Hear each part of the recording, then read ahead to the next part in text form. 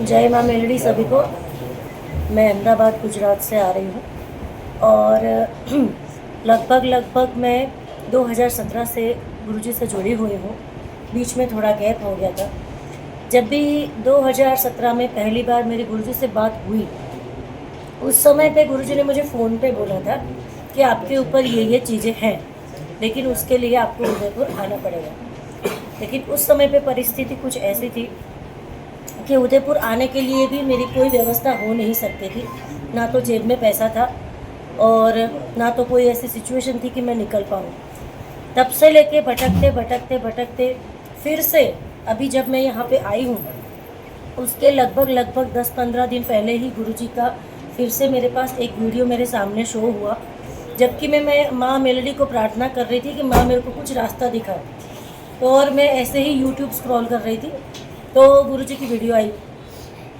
तो इनके चैनल पे नंबर जो लिखा था और मेरे पास में जो नंबर था वो कुछ अलग था। तो मैंने मेरे अंदर जो गुरुजी का नंबर सेव किया था वहाँ पे मैसेज किया, गुरुजी को पूछा कि आप ये गुरुजी बोल रहे हो? गुरुजी बोले हाँ, ये नंबर कहाँ से आया आपके पास? उससे आप गुरुजी को भी पता चला कि मैं 2017 से गुरुजी से जुड़ी हुई हूँ।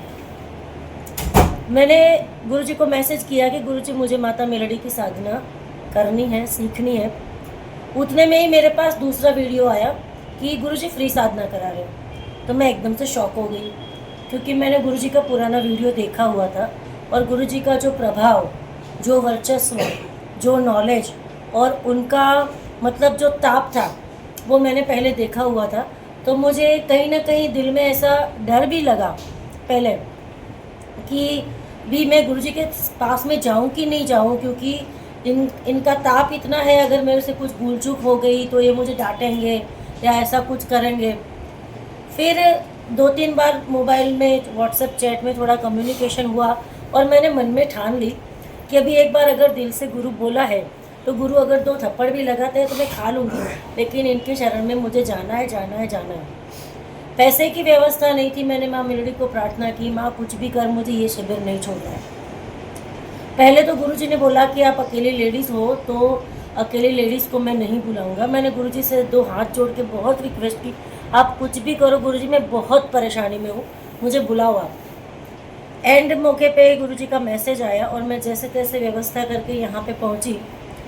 मेरे भी दिमाग में ऐसा था कि वहाँ पे जाने के बाद कैसी सिचुएशन होगी, कहाँ रहना होगा, वहाँ पे कैसे कैसे लोग आए होंगे और गुरुजी किस तरह से ट्रीट करेंगे, या साधना के नाम पे अभी जैसे बोला है कि फ्री में करवाएंगे, वहाँ पे जाके कुछ अलग अलग पैकेज तो नहीं निकलेंगे।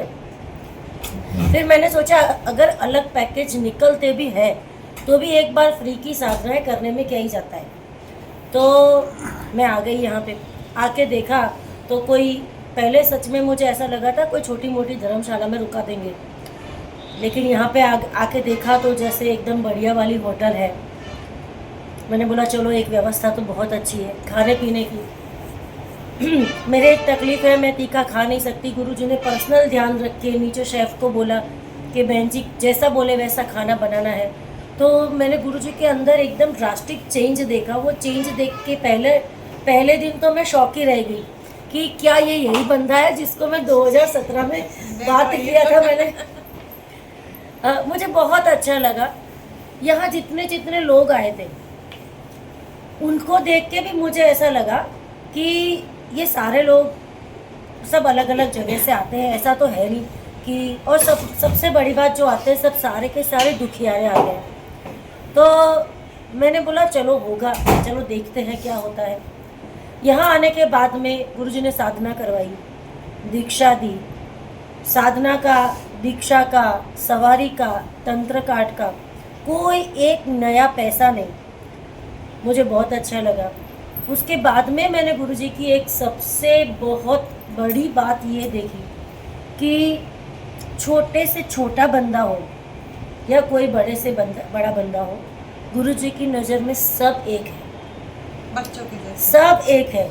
मतलब गुरुजी ये नहीं देखते कि ये पैसे वाला बंदा है, कि ये गरीब खानदान का है, या ये दुखी है या ये सुखी है, इसको इस तरीके से ट्रीट करो। ये पुराना है तो उसको अच्छे से ट्रीट करो, ये नया है तो उसको इस तरीके से ट्रीट करो। ऐसा कुछ नहीं। जैसे एक माँ के हृदय में सारे बच्चों के लिए एक प्रेम होता है, उसी तरह से गुरुजी के हृदय में सभी बच्चों के लिए, और सारे के सारे उनके बच्चे हैं, उन सब के लिए एक सा ही प्रेम मैंने देखा, एक सी भावना देखी। और सबसे बड़ी दूसरी बात ये भी कि मैंने और शिविर में आए बहुत सारे लोगों ने गुरुजी का इतना मत्था खाया है, इतना मत्था खाया है, लेकिन एक बार भी मैंने गुरुजी को इतना भी गुस्से होके चिढ़ते हुए नहीं देखा है। तो ये इतना बड़ा चेंज भी मैंने नोटिस किया।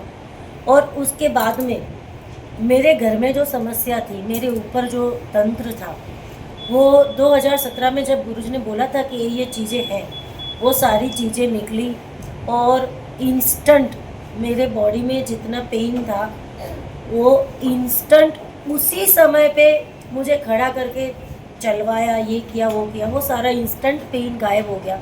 उसके अलावा भी इतनी सारी शक्तियाँ गुरुजी के और माँ मेरली के आशीर्वाद से प्राप्त हुई। मैंने ये नहीं सोचा था, मैंने ऐसा सोचा था कि हाँ भाई मंत्र दे देंगे, साधना का विधि विधान का PDF दे देंगे और 1-2 घंटे बैठाएंगे, सिखा देंगे कि ऐसा करो, तुम तुम्हारे रास्ते हम हमारे रास्ते। लेकिन ऐसा नहीं है। मैं सोच के आई थी इतना और मुझे इतना सारा मिला, तो ये मेरे लिए बहुत सौभाग्य की बात है। और मैं सबसे ये कहना चाहूँगी कि जो लोग अपने जीवन में कोई भी परेशानी से परेशान है, और दूसरे वो लोग कि जो लोग साधना के माध्यम से साधना में आगे बढ़ना चाहते हैं, और तीसरे वो लोग जो साधना के माध्यम से लोगों का अच्छा करना चाहते हैं, ऐसे सारे लोगों को मैं एक गुरुजी और हमारे पूरे ग्रुप की तरफ से खुला आह्वान करती हूँ कि आप इधर उधर मत भटको। मैं बहुत सारे लोगों के वहाँ से भटक के आई हूँ, नॉर्थ के गुरु बना लिए, साउथ के गुरु बना लिए, महाराष्ट्र से बना लिए, बहुत सारी जगह पे गई, लेकिन रास्ता नहीं निकला। सब लोग बातें करते हैं, बातें बहुत करते हैं, पैसे निकलवाते हैं। मैंने साधना के नाम से लाखों रुपया खर्च कर दिया, तंत्र काट के नाम से लाखों रुपया खर्च कर दिया, परिणाम क्या हुआ? शून्य। ऊपर से और मेरा शरीर बिगड़ता गया, बिगड़ता गया, बिगड़ता गया। ना तो मैं साधना कर पाती, ना तो मेरा तंत्र काट होता, ना तो मेरा शरीर ठीक होता। यहाँ पे आके एक चीज़ ये हुई कि मेरा तंत्र काट तो हुआ, लेकिन जो मैं साधना नहीं कर पाती थी वो मैं साधना करना शुरू हो गया। मैं बैठ नहीं पाती थी, मैं बैठना शुरू हो गया मेरा, और साथ में भरपूर भर के शक्तियाँ मिली, वो तो एक एडिशनल ही बेनिफिट है। तो बस मेरा सबसे यही निवेदन है कि भटको मत, एक बार आओ। जब तक आप एक क्या बोलते हैं, एक ये तो आम का खदान है, जब तक आप एक आम का रस नहीं लोगे तब तक आपको पता नहीं चलेगा कि इसकी मिठास क्या है।